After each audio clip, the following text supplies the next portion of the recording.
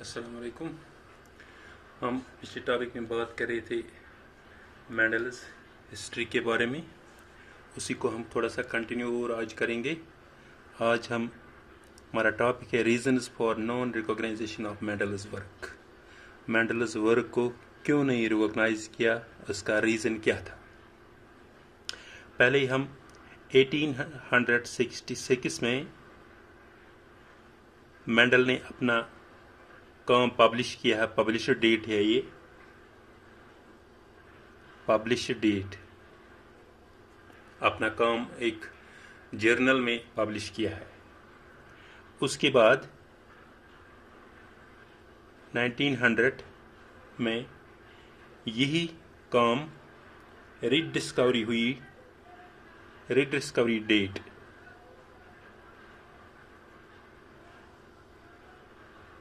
Rediscovery date जो ये period था 1866 से 1900 तक 34 ईयर्स था।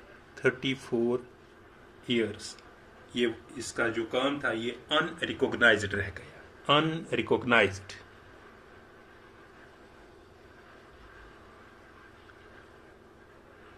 अनरिकॉग्नाइज्ड रह गया। रीजंस क्या थे वो हम पढ़ेंगे। रीजंस, मेंडल्स वर्क का रीजन। पहला जो रीजन था मेंडल्स वर्क का वो एक पॉपुलर साइंटिस्ट नहीं था। He was not popular as a scientist. As a scientist वो पॉपुलर नहीं था। ये एक रीजन था पहला मेंडल का। दूसरा जो रीजन था वो था जो उसने अपना काम पब्लिश किया वो तो उसने एक लोकल जर्नल में पब्लिश किया है। Mendel published work in A local journal. Local journal में इसने ये पब्लिश किया है जो सबों तक नहीं पहुंचता था। ये लोकल जर्नल था वहां का, उसमें अपना काम इसने पब्लिश किया है। और एक रीजन था उस वक्त कम्युनिकेशन इजी नहीं था। जिस तरह आज कम्युनिकेशन इजी है, उस टाइम 1866 में कम्युनिकेट करना किसी के वर्क को ये बहुत मुश्किल था। Communication was not easy.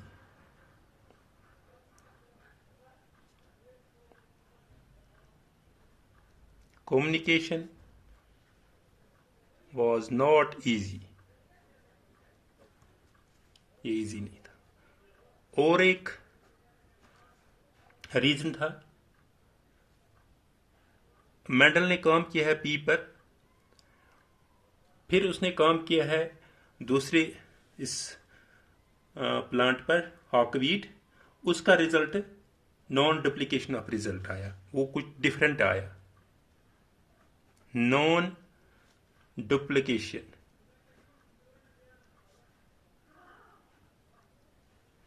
Duplication of result, वो उसको सेम नहीं आया एज उसको पी में आया इन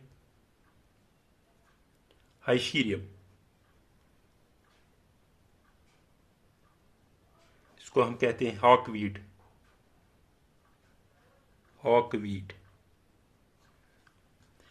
ये किसने इसको सजेस्ट किया आप इस पे काम कर रहे? ये इसने सजेस्ट किया, कार्ल नेजली ने सजेस्ट किया मेंडल को आप इस पे काम करिए।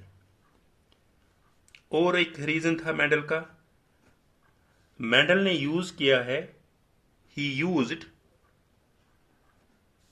Mathematics and statistics.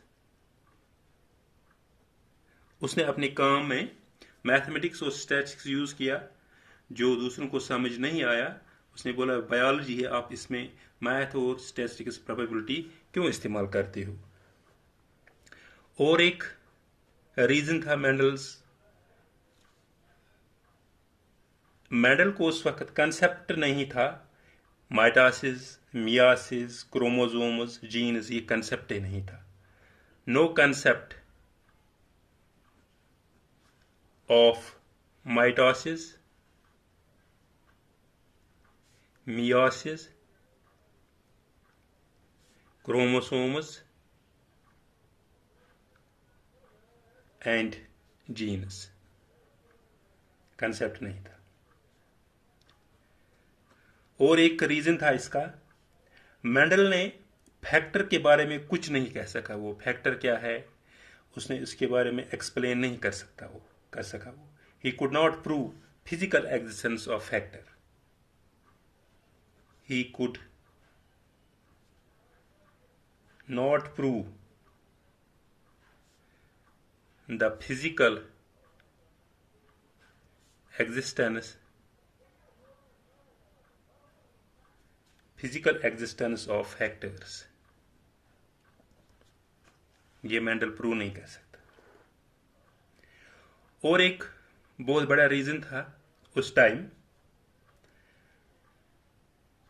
biologist was mind of biologist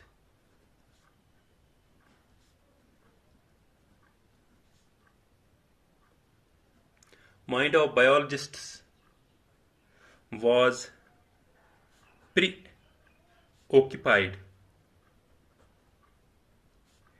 with Darwin's theory. उस वक्त डार्विन्स थ्योरी चल रही थी. सबों का बायोलॉजिस्ट जितने भी साइंटिस्ट है सब उस पर ध्यान देते थे, डार्विन्स थ्योरी. इसी की वजह से मेंडल्स काम की तरफ तवज्जो नहीं दिया गया. Darwin's theory of natural selection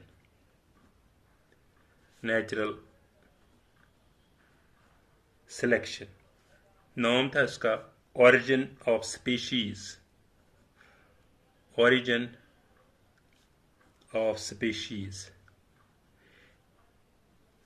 ये कौन कर रहा था ये डार्विन्स थ्योरी? चार्ल्स डार्विन था नाम इसका. Charles Darwin.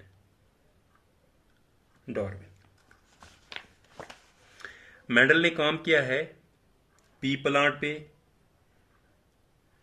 हाइशीरियम पे और लाबला पे काम किया है मेंडल ने. बिफोर मेंडल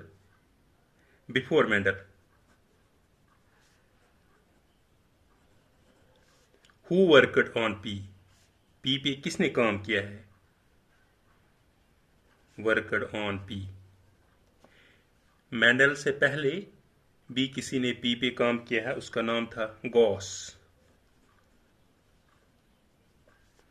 इन 1822 जब मेंडल ने जन्म लिया, 1822 में मेंडल से पहले किसी ने पी पे काम किया था जिस वक्त मेंडल ने जन्म लिया. अब हम मेंडल स्टडीज, ये थे रीजन्स. क्या रीजन थे? अनरिकॉग्नाइज्ड मेंडल्स वर्क, मेंडल्स काम को क्यों नहीं सराहा, ये रीजन थे. अब मेंडल्स स्टडीज inheritance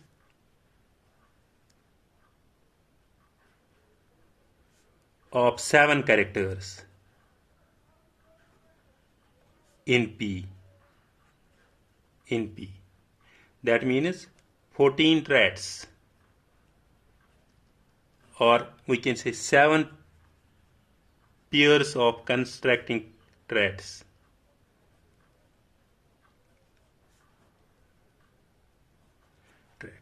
कौन कौन सा था? सीरियल नंबर, कैरेक्टर, डोमिनेंट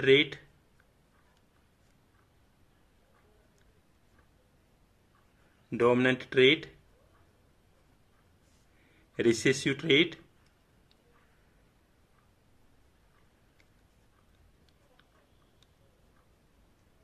और फिलहाल तो थी. पहला जो था सीरियल नंबर पहला, कैरेक्टर था स्टेम हाइट.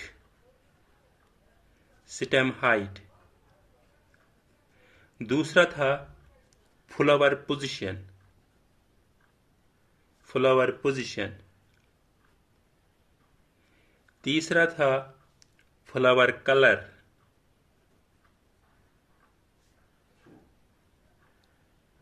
चौथा था पॉड शेप, पॉड शेप। पांचवा था पॉड कलर। छठा था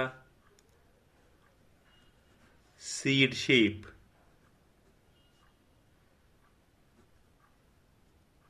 सातवां था सीड कलर। ये थे 7 कैरेक्टर्स। पहला कैरेक्टर जो था सिटम हाइट, डोमिनेंट ट्रेड था इसमें टॉल लिया, रिसेसिव था डवार्फ, डवार्फ। उसके बाद जो दूसरा था character flower position, axile, recessive trait में था टर्मिनल। एक्सिल होता है ये प्लांट है, अगर इसका ये ब्रांच यहां से है लीव्स, यहां पे जो फ्लावर निकलता है इसको हम कहते हैं एक्सिल। अगर टर्मिनल की बात करेंगे, ये जो है ये तो ऊपर टॉप पे निकलता है, इसको हम कहते हैं टर्मिनल। टर्मिनल रिसेसिव था और एक्सिल डोमिनेंट था। इसके बाद फ्लावर कलर है वायलेट, डोमिनेंट था, वाइट रिसेसिव था। पॉड शेप, पॉड शेप था फुल और इन्फ्लेटेड, और दूसरा था रिसेसिव ट्रेट्स में लिया था कंट्रैक्टेड, कंट्रैक्टेड। ये इस तरह पॉड शेप होता है फुल, इस तरह, और कंस्ट्रक्टेड जो है वो इस तरह होता है, थोड़ा सा इसको इस तरह होता है। ये शेप लिया है इसने। पॉड कलर लिया है ग्रीन और येलो। सीड शेप था राउंड, डोमिनेंट ट्रेट्स इस तरह। फिर रिसेसिव में लिया रिंकलेट, थोड़ा सा वो इस तरह रिंकलेट। सीड कलर लिया येलो और लिया ग्रीन, ग्रीन लिया डवार्फ, ये सॉरी रिसेसिव, और डोमिनेंट में लिया येलो। अब इसमें क्रोमोसोम्स नंबर, ये मेंडल ने नहीं कहा, ये क्रोमोसोम्स नंबर जो है ये कहा chromosome number as told by बिलिट। Chromosomes number, stem height 4 chromosomes, flower position 4 chromosomes, flower colour 1 chromosome, pod shape 4 chromosomes, pod colour 5 chromosomes, seed shape 7 chromosomes, seed colour 1 chromosomes, 1 chromosomes. इसमें 7 chromosomes होते हैं, 7 pairs of, इस तरह मैं समझाऊंगा, 1 2 3 4 5 6 7 pairs में 1 dash 2 dash 2 dash 3 dash 4 dash 5 dash 6 dash 7 dash. पहले वाले में इसने लिया है 4, फोर्थ वाला ये, इसका मतलब है फोर्थ वाला जो क्रोमोसोम्स है इस पे हाइट, स्टेम हाइट, और दूसरे फ्लावर पोजीशन, फ्लावर पोजीशन भी लिया है इसने 4 फ्लावर पोजीशन। फ्लावर कलर ये भी लिया है। फिर लिया pod shape, pod shape, pod shape violet, इसमें फ्लावर कलर आता है इस वाले क्रोमोसोम्स में। फिर लिया है पॉड कलर 5th वाला क्रोमोजोम, इसीलिए 5 लिखा उधर। ये कलर, फिर यह सीड शेप 7th क्रोमोजोम, फिर लिया ऐसे येलो ग्रीन, ये कलर डिनोट करता है। ये था genes of Mendel's studies characters were present upon how many chromosomes, मतलब how many chromosomes are present? 4 chromosomes, 4 chromosomes are present, 1 2 3 4, that means 1 4 5 and 7 not present। कौन कौन सा प्रेजेंट नहीं था? नॉट प्रेजेंट एक था, 2 3 एंड 6 प्रेजेंट नहीं था। मैक्सिमम कितने क्रोमोसोम्स थे? Maximum chromosome characters, sorry, maximum characters Mendel's कितने थे? 4 क्रोमोसोम्स नंबर 4, 1 2 3 और 4। ये था Mendel's studies inheritance of 7 characters in P. This was all about today's lecture. Thank you.